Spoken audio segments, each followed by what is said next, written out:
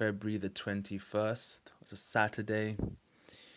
And I have a hell of a live stream for you boys because today was one of those absolutely incredible, pivotal, life changing days for my client and for myself as well because in real time I saw something quite unbelievable happen today. And as you can see, the title, My Client is on a Date Right Now. Yes, right now as we speak. It's unbelievable because my client Kevin had never done a daytime cold approach ever, right? He did his first ever daytime cold approach today in London, and after some hard work, after some ups and downs, he got an approach in, a beautiful Dutch girl, and he's on the date right now as we speak, right? Now, this is his first date in 2 years, right? His first ever date in 2 whole years, right? And now he's got a date within 5 hours of working with me. So, I mean, obviously, the proof is there, right? In terms of what you can achieve with the skill, if you're coachable, if you are willing to listen to feedback, and if you have the right mentality, right? If you tick all those boxes and you surround yourself with somebody who's further ahead than you and knows what he's talking about, then you can get results. And it doesn't have to take years, right? Of course, it varies for everybody, but like I said, he's on a date right now, right? First one in 2 years, having never done a daytime cold approach ever in his life, right? And you might ask, who is this guy, Kevin? We don't know who Kevin is. He's in the thumbnail, but I'll describe him a little bit, right? He's 27 years old. He's a business analyst. He lives around the Midlands, right? He makes good money, nothing crazy. He's a self confessed petrol head. He loves cars. He's got his own interesting hobbies. He loves to travel as well. And, by all accounts, he's a normal guy, right? He's not looks maxed. He's not gym maxed. He takes care of himself. He's got a similar frame to me, similar skinny frame to me. But other than that, a normal guy, yeah? Just healthy, living life, doing everything that is expected of somebody of that age, right? But his dating life was lagging, right? And that's why he came to me, right? He was tired of going out for sessions again and again and again with no results to show for it, right? He would go weekends and different weekends to different places, and he couldn't pull the trigger, which is understandable. It's tough, right? It's not easy. And so he was frustrated, right? After doing this for weeks and weeks and months. And it's funny because today, during one of our breaks, he told me that he booked his consultation call with me the same day that he went out for a session and bailed, right? So I think he went out to a nearby city, or I think it was Nottingham, and he'd set himself the intention to do some approaches, and he didn't do a single one. And at that point, he was fed up, he was frustrated, and he decided to book a call with me to fix it, right? He took a leap of faith, he paid his money, and look where we are now, right? Day one, date, bravo, right? And so I'm sure Kevin will be watching this even now or at some point. And if you're watching, mate, I'm so proud of you. You've absolutely smashed it. You've exceeded expectations. You've just had an absolute smashing Renaissance day. And yeah, it was a pleasure to experience that with you on day one. And we're just getting fucking started. It's the first day, Jesus. So it's unbelievable. But yeah, like I said, working with me for 5 hours and boom, you get a date, first date in 2 years. And that's not to say that, you know, that's gonna happen for everybody, right? Different people, different starting points. On any given day, you don't know who's outside. Maybe you approach a bunch of girls and they're not receptive, and that's okay, right? The main key ingredient here as to why Kevin was successful today is because he took action and listened. He took action and he listened, right? He reached out to me. He took all my feedback. We've been having pre-immersion calls virtually, prepping for this day. He came out today. He showed up in central London at 10 a.m. and he kicked off and he just listened and implemented and did what he was told.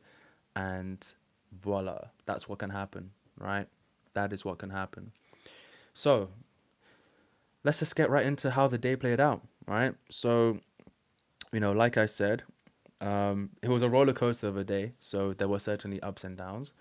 But at the start, pretty chill, right? So we met up in a Starbucks and, we just had a bit of a chat.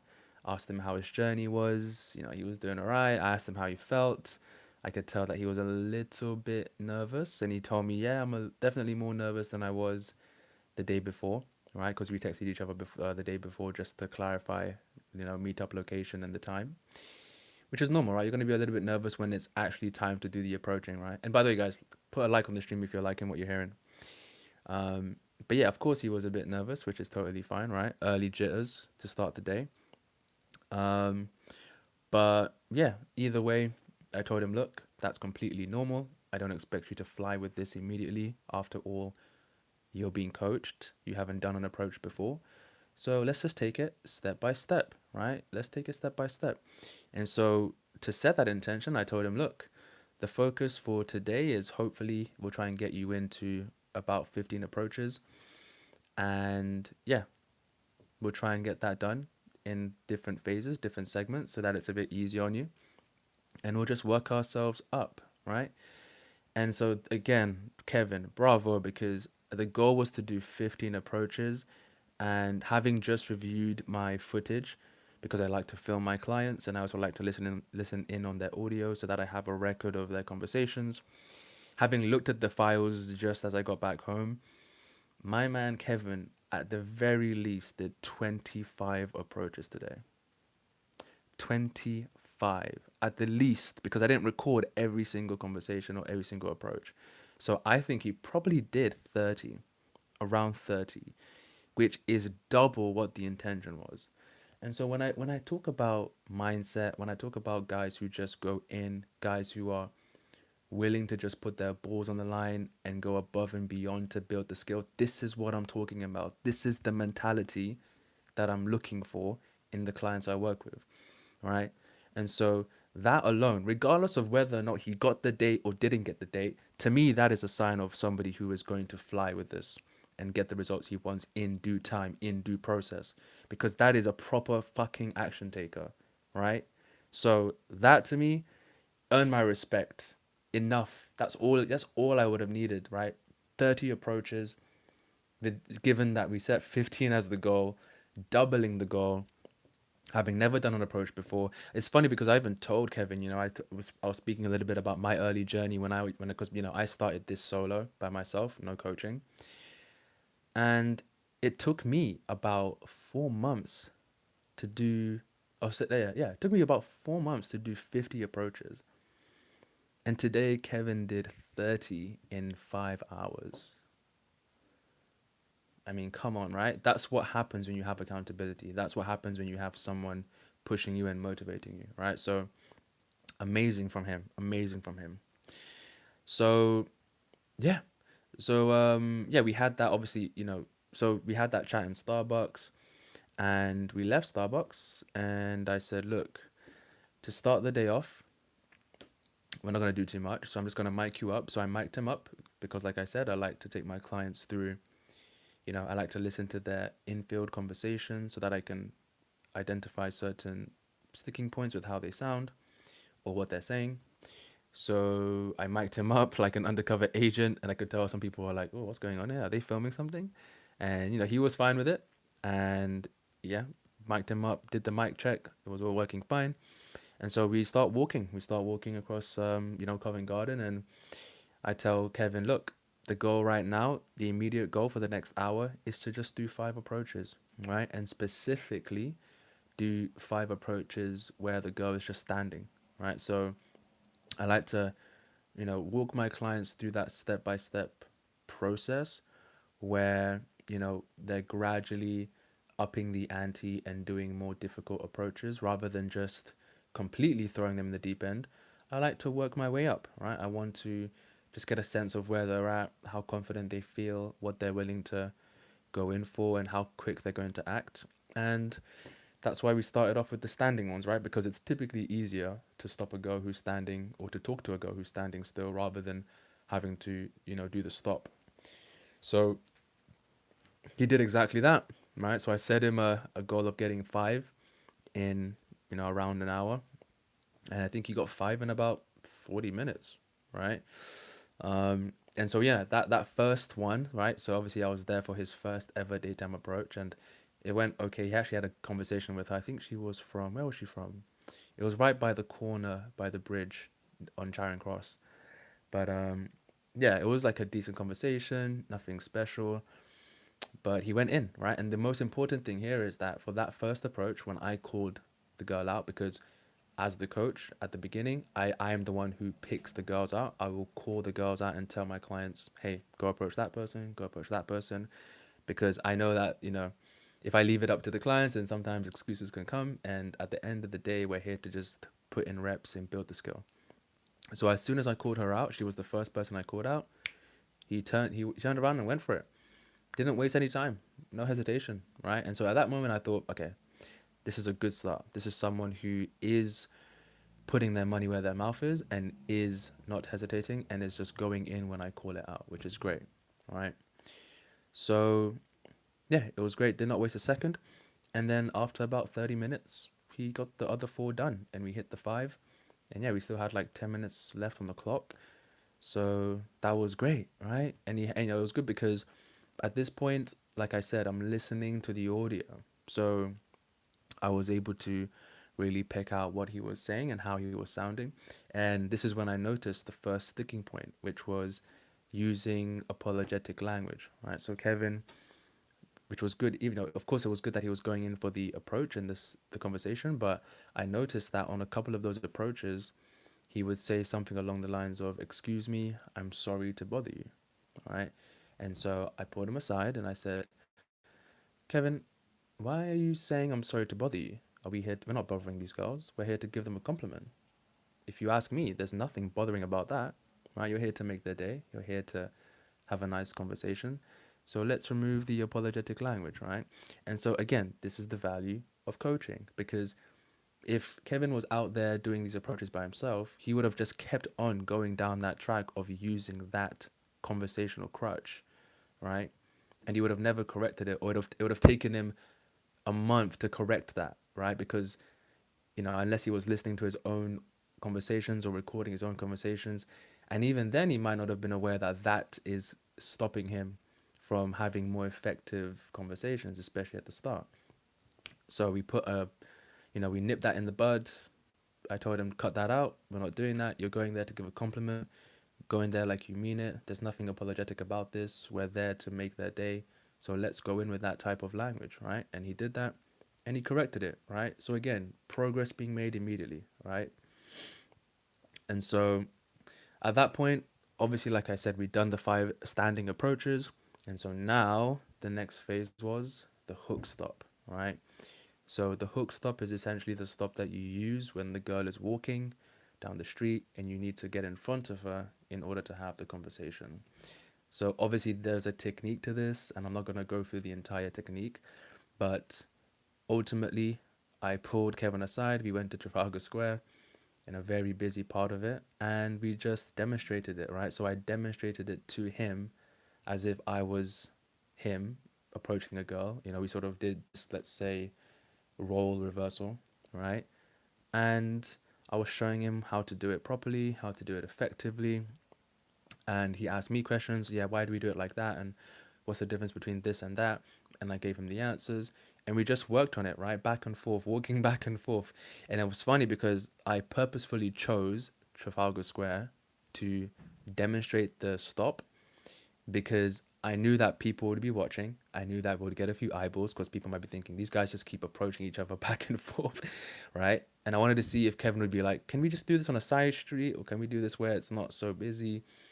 And he wasn't. He didn't care. He didn't even ask me a question. And I took a subconscious note and I thought, okay, it's good. He's not asking me to move away. He's okay with the spotlight. He's okay, being the center of attention. Because again, this is part of the coaching, right? I'm teaching you indirectly how to embrace the spotlight. Not by being obnoxious and doing backflips and all this stuff. No, I'm just showing that it's okay to draw attention. It's okay to be the center of attention in these moments, right? And so he accepted that with with grace and did really well. So after going back and forth and practicing that stop between each other, I said, okay, I think you get the gist of it. You know what you need to do. Of course, I'm not asking for perfection, right? Because of at this point, I was going to push him into another 5 approaches for the next 40 minutes or so, for him to implement the stop that I just demonstrated. But I told him with a caveat, look, just focus on those fundamentals. Don't focus too many steps ahead, and we'll just iterate as you keep doing approaches. That's why I'm here, all right? So don't be too attached to the outcome. We're not striving for perfection. We're just striving for progress, right? And so that's what he did, right? And so for those next 5 or 6, or let's say the next 5 approaches where he was practicing the hook stop, right, where you get around and stop the girl, the first few attempts were average. Sometimes he wasn't loud enough. Sometimes he was a bit rushed. Sometimes he wasn't actually getting around as I had taught him to. And so the mechanics were a little bit shaky, which is understandable. He's a beginner, right? Nothing surprising there. But the main thing is that he was listening. He was listening and he was understanding what I was saying, and he was trying to implement it, even if it didn't work out as intended. And that's okay, because again, sometimes some girls just don't want to stop, and sometimes there's all sorts of different factors. I mean, we're in London, like, let me just say this, which is crazy because Kevin did 30 approaches and got a day out of it. But London is one of the hardest cities to learn this. High pace, especially on a weekend, a Saturday, where the weather's good in February. I mean, people are trying to make the most of the weather, so that it was packed, right? Busy, bustling, chaotic, all sorts of people around, high pressure. And, he still, you know, went in for it, right? So, yeah, it's going to be hard. It won't be smooth sailing, right? It's one of the hardest cities to learn it. But if you can learn it here, you can learn it anywhere, and you can do it anywhere. So that should be very encouraging for you, Kevin, if you're watching this, to know that you absolutely smashed it in probably the hardest city to learn this in Europe, especially in Europe. And so, like I said, the first few approaches where he practiced the stop weren't great, but he was making adjustments, right? And then eventually he went for a few more. And then we had a nice breakthrough where he stopped this really nice looking American girl from Minnesota. And he actually got her to stop. And the stop wasn't perfect, but, he managed to get more in front. And they had a nice conversation. It didn't go anywhere. But after that, he was really happy because he could tell that he finally nailed the stop, right? So we talked about it. And of course, I didn't just move on there. I want to reiterate, okay, why do you think that went well? Because clearly there was a difference between that stop and the previous one, right? And so I like to get my clients to think for themselves in terms of understanding, okay, why did this approach work and why didn't that one work, assuming that all other factors are, you know, equal. And so we did that, we talked it through, and then I said, yeah, let's do more of the same.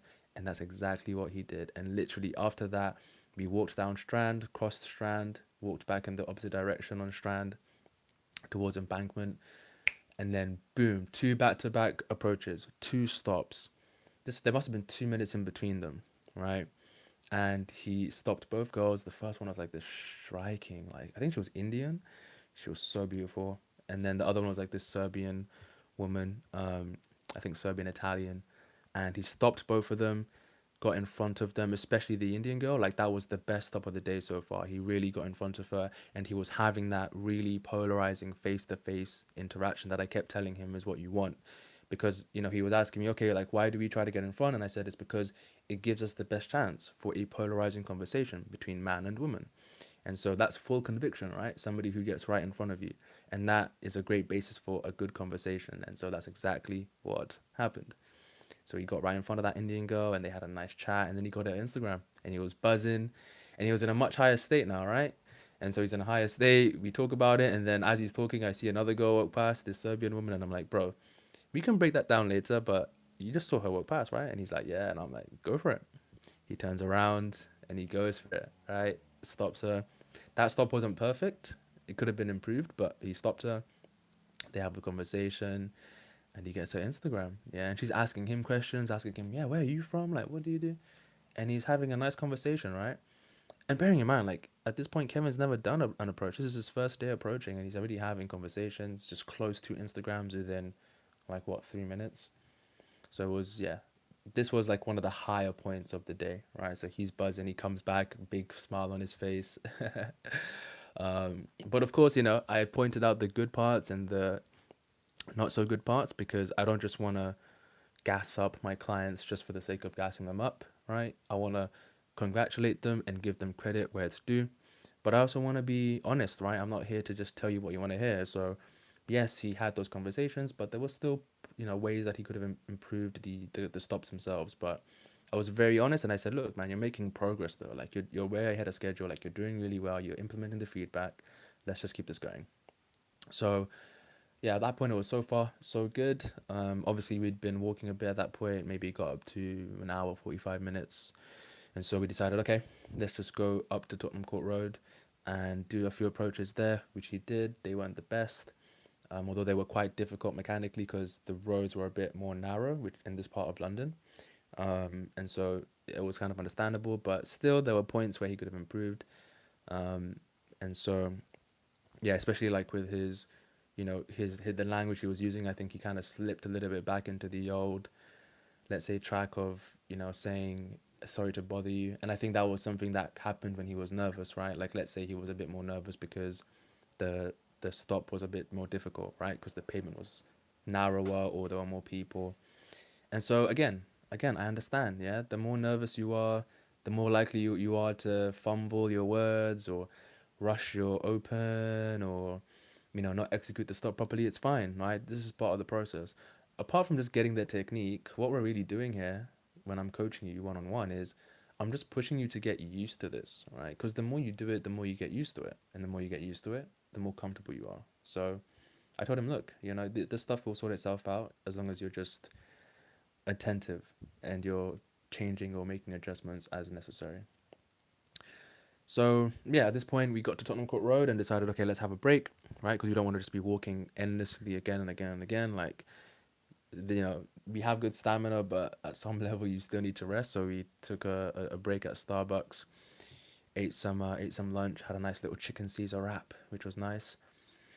And then yeah, after about 30 minutes of a break, so in that break we actually reviewed some of the footage, right? So I have my camera, I got my MacBook out, we plugged it in, we went through the footage, and yeah, I was just reiterating what I was saying, and it was great. This was a great moment, right? Because we're sat down at the cafe, I've got my cappuccino, and Kevin's looking at the footage, and I can see him looking at it like this, right? And I'm going, yeah, what do you think? And he's like, yeah, mate, it's funny because I sound way different than I thought I did, right? I thought I sounded a certain way, but now that I'm listening to myself back on the audio, I just sound way different. And that is the same thing that I thought when I first saw myself on camera, right? We think we sound a certain way, and then we listen to ourselves and we go, I sound completely different. I'm speaking way faster. I'm way more hurried. My voice is way more high pitched than I thought it was, right? And this is all the stuff that we recognize in retrospect, which again is why it's important to have someone coach you, right? Or at least it's easier, right? Because you get to identify what you actually sound like. A lot of you guys might think you sound a certain way, but in reality you don't, right? So that was funny. And then also, he could see himself do the approach. So there were some moments early in the day where, I was watching him do the approach and it wouldn't go as well. And I noticed that one reason why was because he wasn't actually getting in front, right? He was saying, excuse me, a little bit further behind, or when he was just side by side with the girl, rather than saying, excuse me, when he was within her periphery. And I think, so, Kevin would come back and I would tell him this, and he would, in a few instances, he thought he was a little bit unsure, right? He thought that he was more in front. And, he thought to himself, oh no, I thought I was in front. I thought I was, fairly within her periphery. And I was telling him at the time, no, no, no, you were definitely, a bit side by side. And then, of course, now when we had the video evidence, he looked back and every single approach where I told him he wasn't in front, he realized, oh, Ian was right. I wasn't quite in front. I was actually quite side by side, or even at some points a little bit behind. right? And we were being very meticulous with what we noticed, right? With the way the girl was reacting, and you know how that was probably because of when he said excuse me, and all these intricacies that are very difficult to recognize by yourself, right? That's why when people are telling me that, they've done hundreds of approaches, hundreds. I've had a guy on my channel comment and say, I've done hundreds of approaches and haven't had a single day. You know, it's like it doesn't need to take that long. Again, different journeys for different people. But the benefit of having someone film you and point out your sticking points is that you just get to see what you can't see for yourself, because there's only so much the human brain can think of. When it comes to self auditing, right?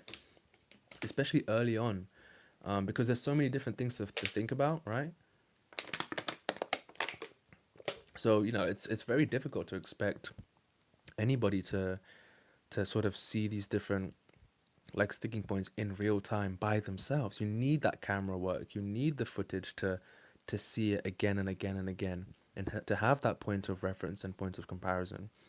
And so I could see the wheels turning in Kevin's mind when he looked at himself and went, "Oh, Ian was right. Yeah, I definitely said that way too early."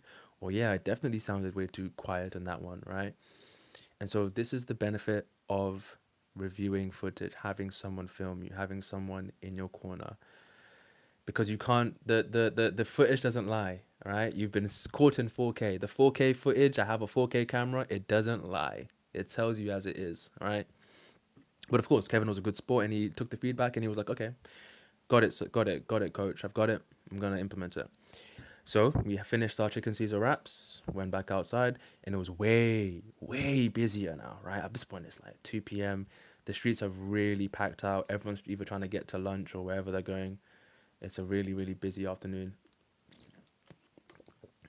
But I could tell that didn't really phase him, because he was in a good state. And he even told me himself, he said, "Yeah, Ian, I'm feeling a bit more relaxed now that we've had time to rest." I think he had like a green tea actually. So he said he felt a bit more chill, and he therefore caught this second wind of energy. So he felt much more, let's say, ready and re-energized, which I was like, perfect. That's what we like. We want to be in a good state. It's important to be in a good state when you're doing these approaches. But long and behold, the reality is that even if you're in a good state, it doesn't necessarily mean that the day's going to go as planned.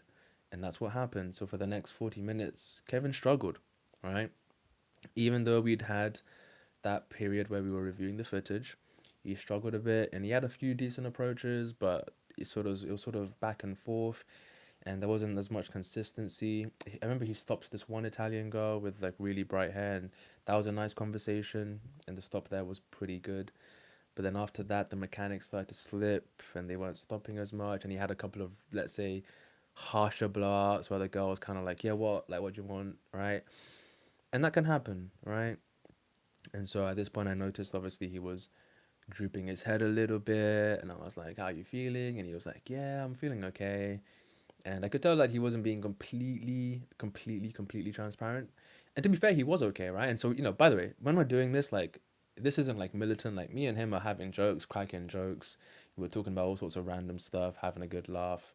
You know, at one point, like, me and him were walking, and there was like a guy on one hand, like, doing like he had like a microphone, and he was doing like a rap battle thing, and then some other guy was like, I think some other guy was about to start singing, but his voice cracked, and we started laughing about that.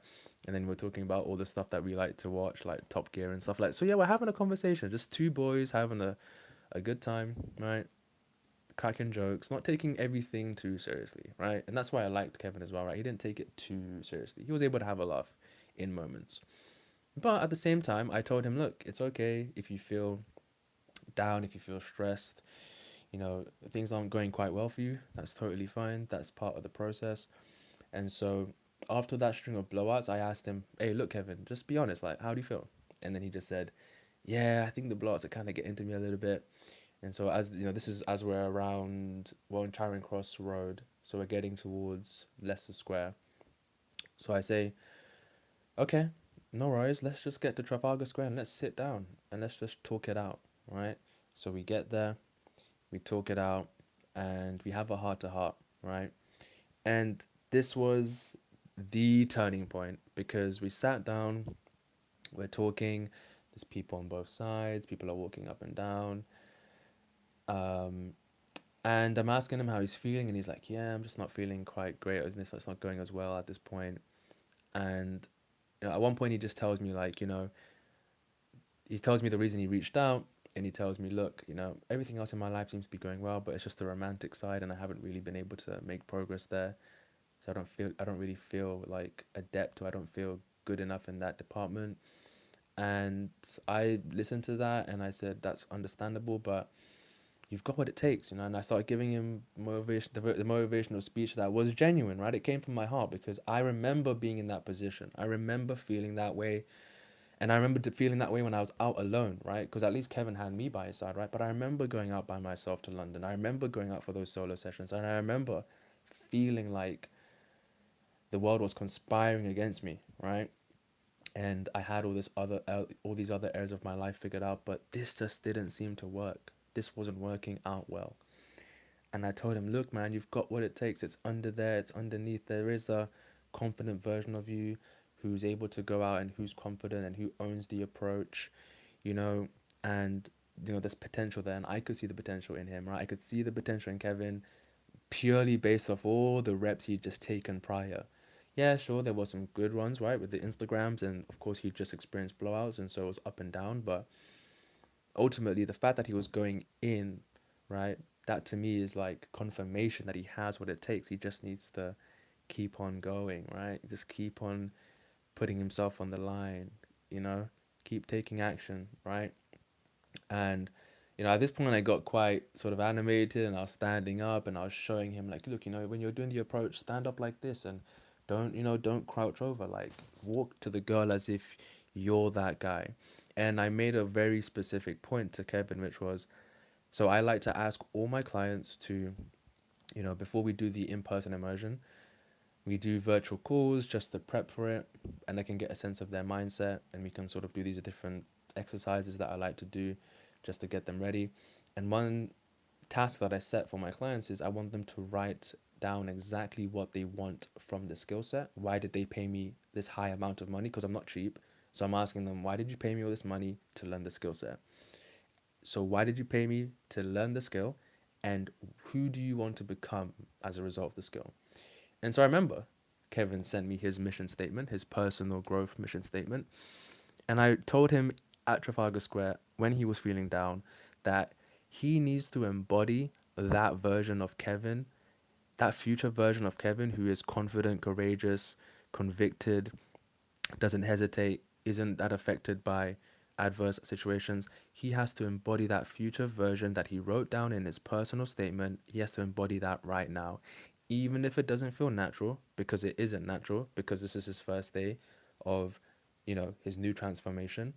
But he has to embody that inside. He has to live and breathe it as if it's real, right? Because it only becomes real when we assume that it's real, right?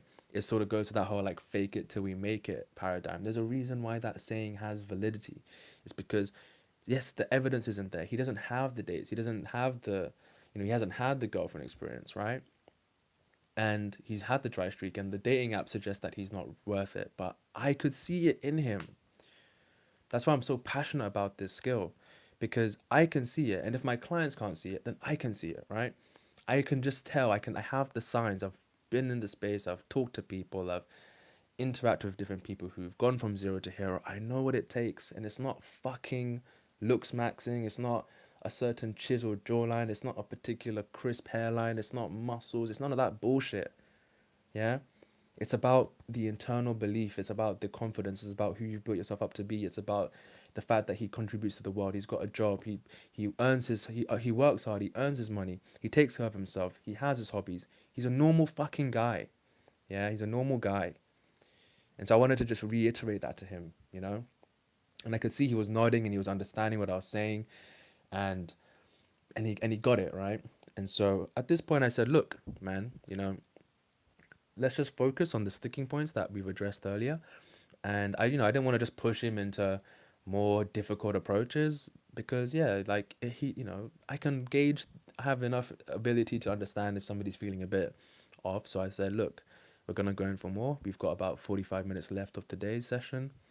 So let's keep it pushing, right? And so he nodded his head and went, yeah, let's keep going for it. I'm ready, right? And so I think that speech definitely got his spirits up, and I'm glad it did, because what happened next is just unbelievable, unbelievable. So we get up, and I tell him, look, let's focus on those sticking points, right? Let's have a wide smile. Let's be a bit louder, right? Let's make sure that stop is good. Although at that point the stop was getting better, and yeah, so we get past Charing Cross, we go through Embankment. There's a few more approaches. They were okay, nothing special. Um, but yeah, still implementing the feedback. And then we get to Jubilee Bridge, right? We get to Jubilee Bridge, and I see someone, and she walks past, and I go, "You'll like her, go for it." And he goes for it. And this was great because the stop was good, right? This was the best stop he had done in the second half of the afternoon, or the second half of the day, right? After we had that break. This was his best stop, right? Which was great because he just had a string of blowouts, and finally he got to go to stop, and he was having a conversation, right? And so he came back to me, and I was like, bro, this is good, right? That's exactly what we want. The stop was good. It was a big improvement on the previous ones. And therefore, I want you to double down on that, right? Because again, the reason I'm there is to give clients a sense of, okay, this is what I've done well. Let's do more of that, right? And so I wanted him to just keep that momentum and apply that same approach, right? Just have that same technique if you can. And so literally, this is the moment, right? So 3 minutes later, we get down the steps on Jubilee Bridge. We're walking through South Bank, and we're talking. And then I see a beautiful girl in these like nice, I think she was like brown sort of like tight pants, and she looks really beautiful. And I see her, and I can tell that he saw her, and she walks past. In fact, before she even walked past, I'm like, all right, Kevin, you see the girl there? And he looks, and I'm looking at him to see him look at her, and then I see him look and smile and go, yeah. So I go, all right, let her walk past us, turn around and approach her. So she walks past us, he turns around and he approaches her. The stop, it was good, right? Good stop. It wasn't the smoothest, because there were points where I think, I mean, I've not watched the footage back until I haven't watched the footage back yet, but I think I remember it fairly well. He got in front, but then she kind of maneuvered a little bit, but he was still measured, right? And so this is one of the things that we were working on was, sometimes the girl isn't always going to stop immediately, right? There's so many different ways that the girls can react. So, but that doesn't mean that you have to give up. You can just be like, as she's maybe moving a little bit to the side, just be like, yeah, just 2 seconds. I'm not selling you anything. And he used that, right? And then she stopped, and then he gave the compliment, and then she opened up immediately. They had about a 4 minute conversation. She was receptive, the most receptive girl, or at least one of the most receptive girls. And I'm just listening in like 50 meters away. I'm just like smiling. I'm like, yeah, I can hear her. Like, she's actually engaged. This is good. This is good. And one thing that I really wanted Kevin to focus on, and in the back end of the day, was just staying in the conversations a bit longer. So I noticed that at the beginning he was ejecting fairly early, and so I wanted him to just get into those conversations. Oh, sorry, stay in the conversations. But I could tell that he was ejecting because he was a little bit nervous, right? And so when you're nervous that you're going to blank, that you won't know what to say, which is normal, right? It's completely fine. But I gave him that challenge. I said, just stay in the conversations longer, even if you feel, like you're about to run out of stuff to say, right? Just let it happen. And so he stuck in there, and they kept talking. And then eventually he did wrap it up. And I think he did wrap it up probably a bit earlier than he should have. But it was still a progress, right? And so that's what we're here for. Rome wasn't built in a day. I don't expect you to have amazing, polarizing, amazing conversations from day one. But he stayed in longer than he did before, which was progress. And then he surprised me and went for the close for the number. And he did it well, And she was like, yeah, cool. And I knew that she was interested because, she was very, I remember this because she was very, she made it very easy to give him the number.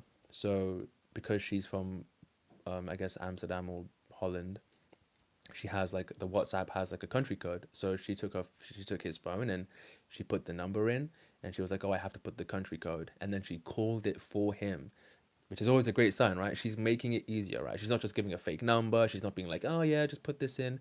Because if she wasn't interested, she would have just put in the number without the country code, and then, you know, my client Kevin would have just had to have figured it out. But she made it easier. And so at that point, I'm listening in and I'm thinking, okay, this is somebody who's actually interested, right? And so he gets the number and he finishes up, and I'm standing there like a proud dad, smiling, and he walks. He's just gas. He just walks, towards me, daps me up. We're like hugging it out. I'm like, let's fucking go. I'm like pumping my fist in the air. He's just like, grinning, the biggest grin you can imagine.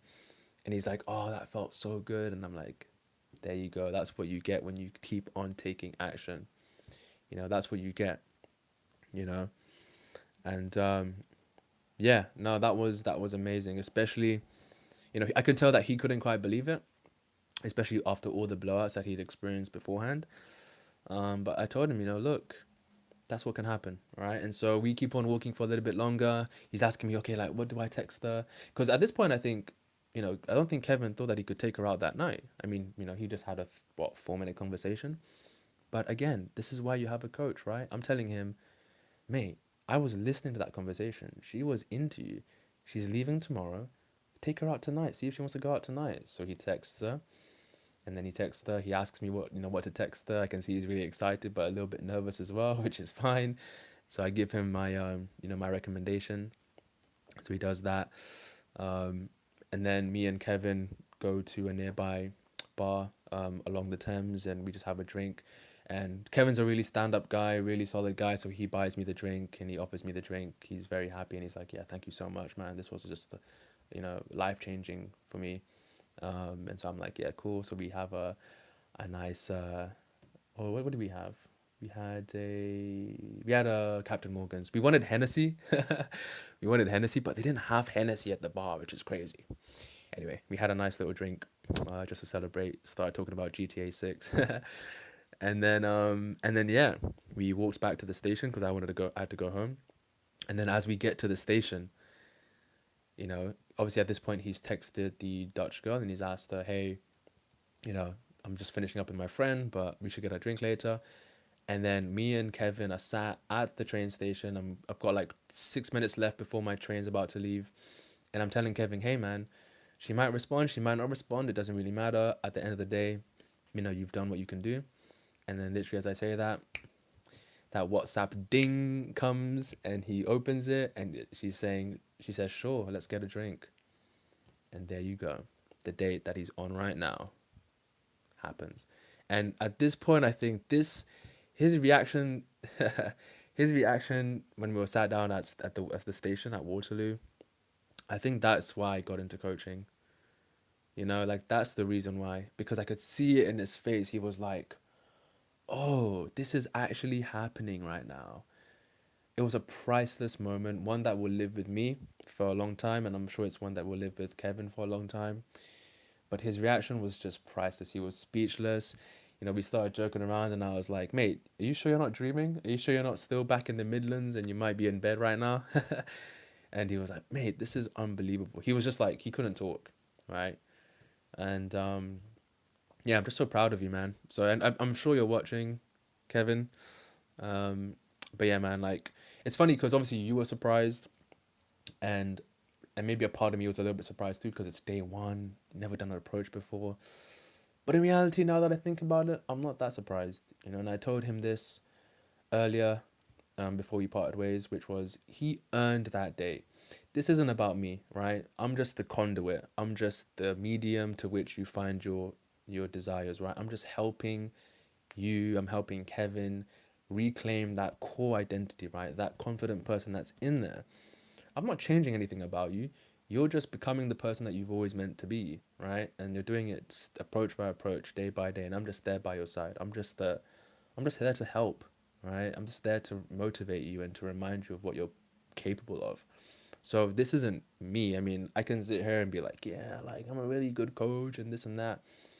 Um, but the point is like you did that for yourself, right? You earned that date, right? And so yeah, that's the story. That was the session, day one of his coaching immersion in London.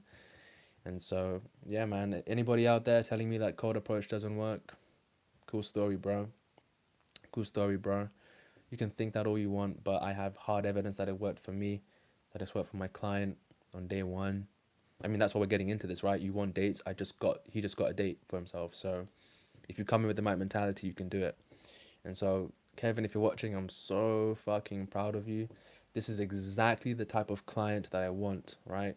Somebody who's coachable, somebody who's resilient, somebody who's able to bounce back when their back's against the wall, who doesn't give up, who's also honest, right? He can be honest and open about how he's feeling. I'm not expecting guys to be robotic. I'm an emotional guy too. I have emotions, and if I'm feeling bad, I just want to say I'm feeling bad. And so he was open and honest about that, right? None of this bullshit red pill masculine, just be stoic and don't let your emotions up. No, like there's a balance, right? There's a balance, right? Sometimes I'm pushing Kevin and going, hey man, like come on, let's go, let's go. And other times I'm being a bit more empathetic and we're sitting down and I'm having my arm around him and I'm going, bro, I get it. Been there. I know you feel down, but you've got this, man. I believe in you, you know? And so, you know, he never gave up. And I gave him an out. I gave him an out. I said, hey, we can stop. But he was like, no, I'm feeling good. I'm feeling good. And so, look, guys, the universe doesn't tell you when, right? It doesn't tell you when it's going to happen, when you're going to get the date. In fact, it was funny because I think around halfway through the day, Kevin asked me, Ian, I think he asked me, he said, Ian, how many approaches do you think it normally takes to sort of get a date from cold approach? And I forgot what he said at the end of the question, but he added something at the end of the question as if to say, you don't really have to answer it. I'm not expecting you to give me a specific number. So in a way, he kind of answered his own question, but he asked me, and I looked at him and I went, I'm not gonna answer that, mate. And I said it with a straight face because the truth is, and I get what he was trying to ask me, so I get where he was coming from in terms of like, on average, like how long does it take to like at least get good, right, and get better. Um, but I told him, look, man, like you don't get to decide how many approaches it takes. All you get to decide is how much you go in. All you get to decide is how much you iterate when you've been given feedback, right? And the rest will take care of itself. The rest will take care of itself. And so that's it, you know? And so, one thing that I told Kevin in Trafalgar Square as we sort of got back up and started walking towards Jubilee Bridge, which is obviously where the greatness happened. I told him, mate, just trust in the process. Let the process work on you. Don't think too much about the outcome, right? Because there were points where he was asking me about Instagram and closing, and I thought, mate, don't focus on Instagrams or closing or numbers at this point. Just focus on the reps I'm telling you to go in for. Just focus on the sticking points that we've identified at the start of the approach, and the rest will take care. Let's just take it step by step, right? Submit to the process. Let the process work on you. Let the process carve you out. Let the process, build you into the guy that you need to be in order to find success with this difficult skill. And he did exactly that. And guess what? The universe rewarded him. And we're just getting started. Day one. So, Kevin, well done. Let's go. And that's about it. We're 49 minutes into the live stream. And so, yeah, if you guys want to stop wasting time, if you want to stop banging your head against the wall, if you want to get this area of life sorted out as quickly as possible, like Kevin, then the link is in the description. Book a call with me. We'll have a nice one-to-one and I'll find out if you're a good fit. Again, like I said it once, I said it twice, and I'll say it again. I'm not here to just work with anybody. I'm very particular. And I just want to work with guys who have the right mindset, the right mentality. And so if you watch my content, if you resonate with it, if you resonate with a bit of Kevin's story, then book the call. This could be the change of your life. I mean, I literally just saw someone's life change in front of my eyes. Do you know how amazing that feels? It's an incredible honor. I feel honored to be able to help Kevin through that moment, which he earned for himself, right? And so that could be you. And so I'm here for the guys who want to answer the rallying call. If you're able to, come through. Knock on the door and the door shall be opened. So that's about it. I'm really happy with you, Kevin, and I can't wait to do it all again tomorrow. So take care, boys. Have a good evening. Ian out.